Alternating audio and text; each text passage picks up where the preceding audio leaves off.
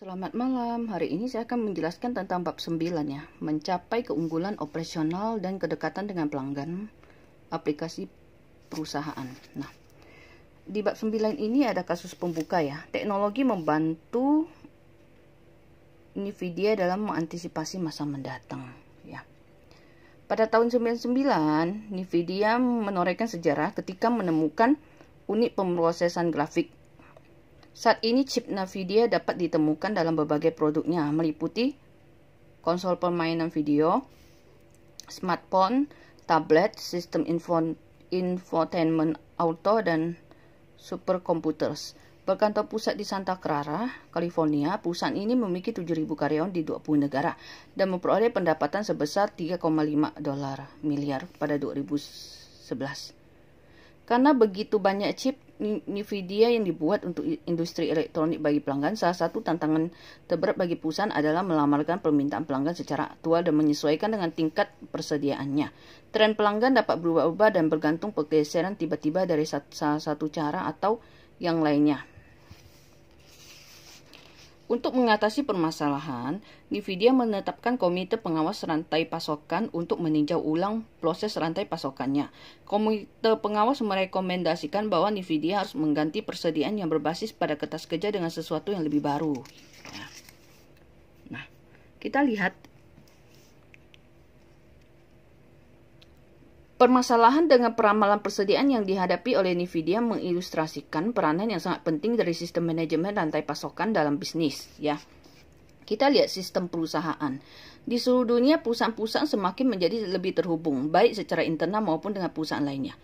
Jika kita menjalankan bisnis, maka kita ingin merespon dengan cepat ketika seorang pelanggan memesan dalam jumlah besar atau ketika pengiriman dari pemasok tertunda. Ya, apakah yang dimaksud dengan sistem perusahaan? Nah, kita lihat ya.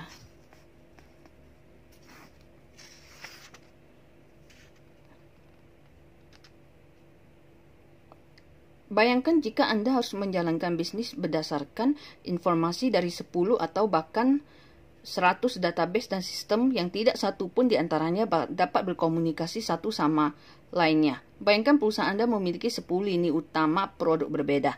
Masing-masing diproduksi dalam pabrik berbeda dan masing-masing dengan bagian sistem pengendalian produksi, pergudangan, serta distribusi yang terpisah dan tidak kompatibel ya.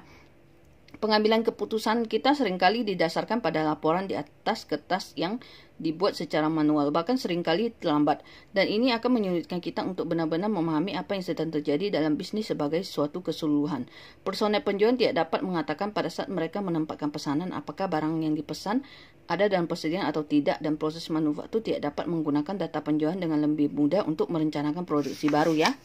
Oke, kita lihat. Perangkat lunak perusahaan. Perangkat lunak perusahaan dibangun berdasarkan ribuan proses bisnis yang telah jelas, yang mencerminkan praktek pelaksanaan terbaik ya. Nilai bisnis sistem perusahaan. Nah, sistem perusahaan menyediakan nilai baik dengan meningkatkan efisiensi operasional dan memberikan informasi perusahaan secara luas untuk membantu para manajer dalam mengambil keputusan yang lebih baik. Perusahaan besar dengan banyak unit operasional di lokasi-lokasi yang berbeda telah menggunakan sistem perusahaan untuk menegakkan praktek pelaksanaan standar dan data, sehingga setiap orang dapat menjalankan bisnis dengan cara yang sama di seluruh dunia. Coca-Cola sebagai contoh mengimplementasikan sistem perusahaan SAP untuk menstandardisasikan dan mengordinasikan proses bisnis yang penting di dalam 200 negara. Kurangnya standar dan proses bisnis perusahaan secara luas menyebabkan perusahaan tidak memiliki daya ungkit untuk membeli secara global untuk memperoleh harga yang lebih rendah untuk bahan material mentah dan bereaksi secara cepat terhadap perubahan pasar ya. Nah, sistem manajemen rantai pasokan. Nah, kita lihat rantai pasokan. Rantai pasokan perusahaan merupakan jaringan organisasi dan proses bisnis untuk pengadaan bahan mentah. Mengubah bahan mentah tersebut menjadi barang setengah jadi atau barang jadi dan mendistribusikan barang jadi kepada pelanggan. Rantai pasokan menghubungkan pemasok, pabrik, pusat distribusi, toko eceran, dan pelanggan untuk menyediakan barang dan jasa dari sumber melalui konsumsi. Bahan baku, informasi, dan pembayaran mengalir melalui rantai pasokan kedua arah ya. Lalu kita lihat lagi, sistem informasi dan manajemen rantai pasokan. Nah, berbagai informasi dalam rantai pasokan seperti kurangnya suku cadang, penggunaan kapasitas pabrik yang rendah, persediaan barang jadi yang berlebihan, atau biaya transportasi yang tinggi disebabkan oleh informasi yang tidak akurat atau tidak tepat waktu. Contoh, perusahaan manufaktur mungkin menyimpan terlalu banyak suku cadang dalam persediaan karena tidak tahu secara pasti kapan perusahaan menerima pengiriman selanjutnya dari pemasok mereka. Pemasok juga memesan terlalu sedikit bahan mentah karena tidak memiliki informasi yang tepat mengenai permintaannya. Perangkat lunak manajemen rantai pasokan. Perangkat lunak rantai pasokan diklasifikasikan menjadi perangkat lunak untuk membantu bisnis dalam merencanakan rantai pasokannya, atau perangkat lunak untuk membantu bisnis dalam menjalankan langkah-langkah rantai pasokan. Sistem perencanaan rantai pasokan memungkinkan perusahaan untuk membuat model mengenai rantai pasokannya yang sudah ada, menghasilkan peramalan permintaan produk, dan mengembangkan pengadaan optimal dan rencana manufaktur. Sistem ini membantu perusahaan mengambil keputusan yang lebih baik seperti menentukan berapa banyak suatu produk tertentu yang akan diproduksi dalam periode waktu tertentu, menentukan tingkat persediaan untuk bahan mentah, produk-produk setengah jadi, dan produk-produk jadi. Kita lihat lagi rantai pasokan global dan internet.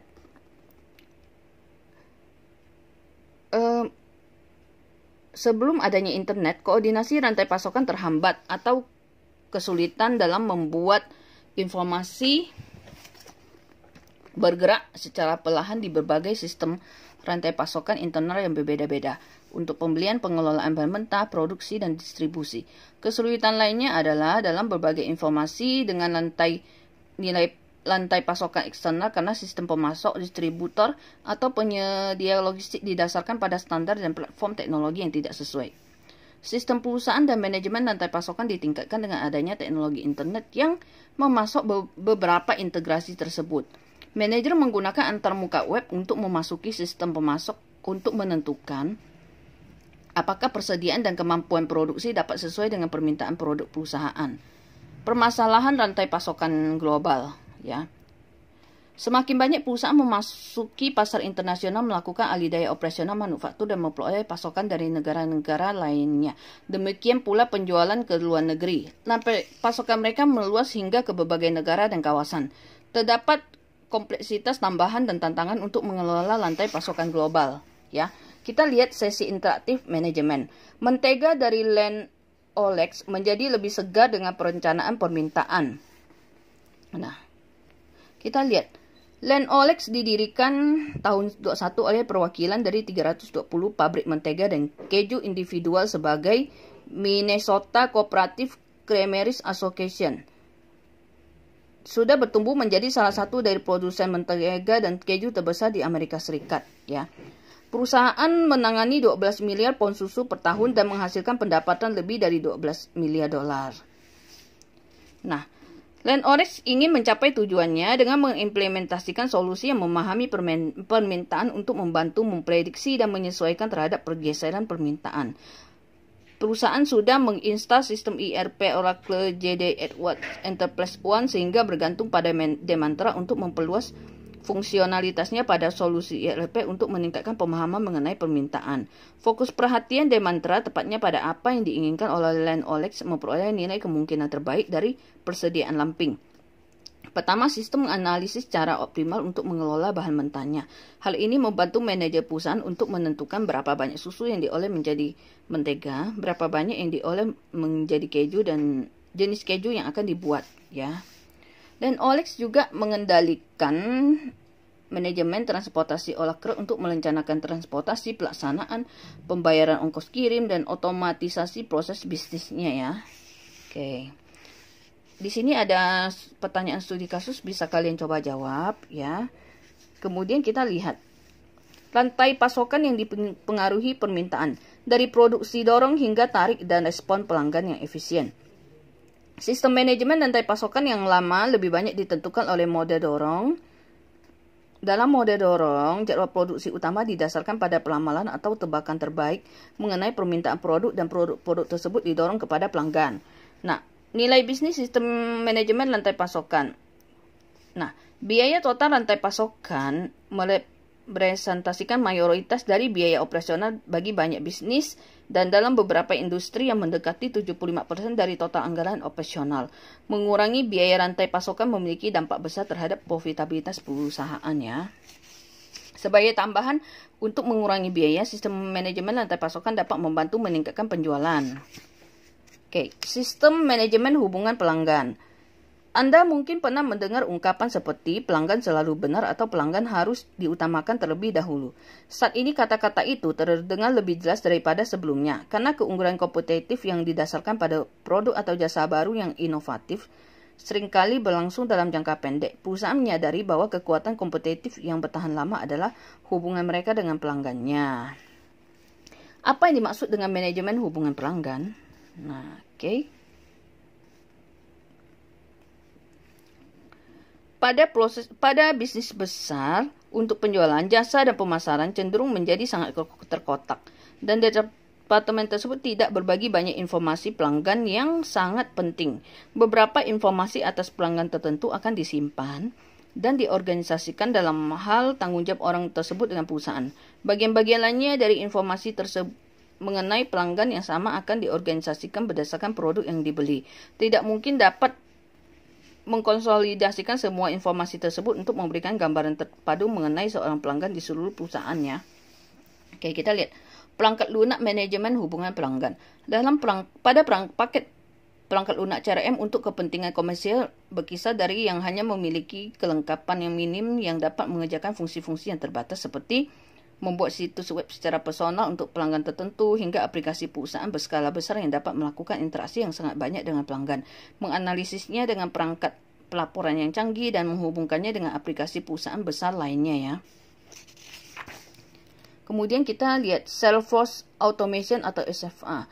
Modul otomatisasi tenaga penjualan dalam sistem CRM membantu staf penjualan dalam meningkatkan produktivitas mereka dengan menitikberatkan usaha penjualan kepada pelanggan yang paling menguntungkan. Mereka adalah kandidat yang tepat untuk penjualan dan memberikan layanan.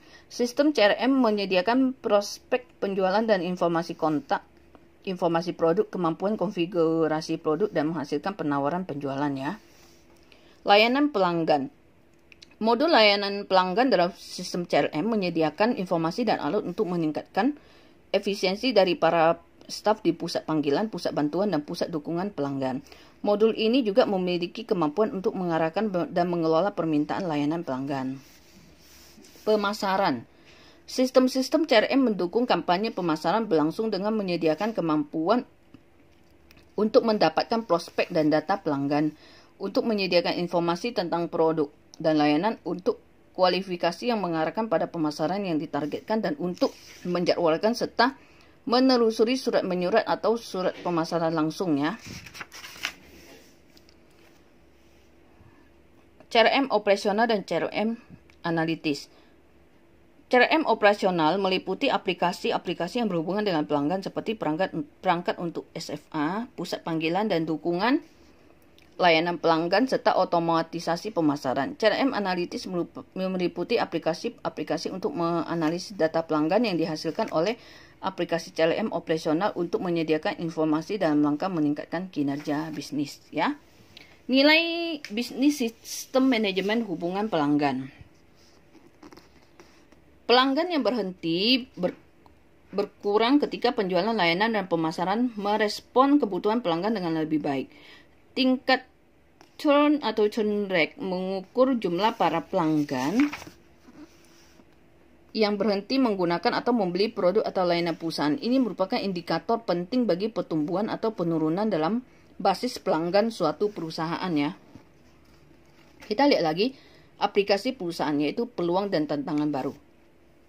Tantangan bagi aplikasi perusahaan. Nah, aplikasi perusahaan melibatkan bagian-bagian perangkat lunak yang kompleks yang sangat mahal untuk dibeli dan diimplementasikan.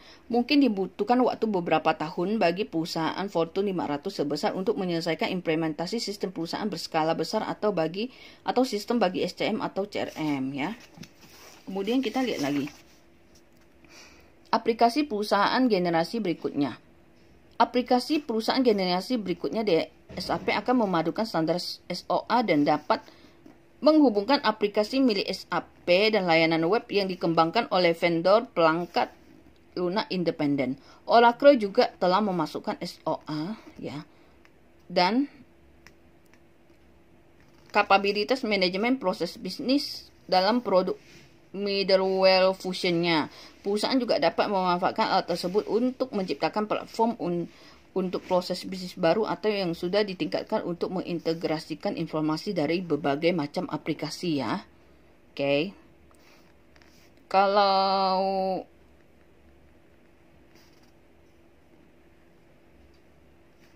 SOA ini Service Oriented Arsitektur atau SOA, yaitu layanan web dan arsitektur berorientasi layanan ya. Oke. Kita lihat yang mode sesi interaktif teknologi.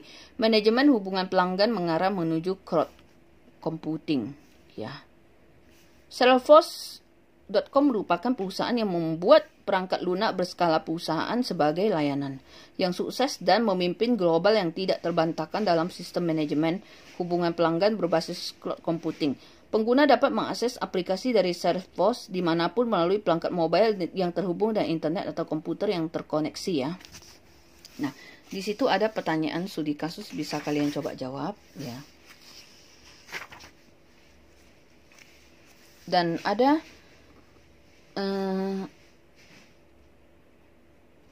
satu kasus ya, studi kasus. Summit Electric semakin bersinar dengan sistem ERP baru ya.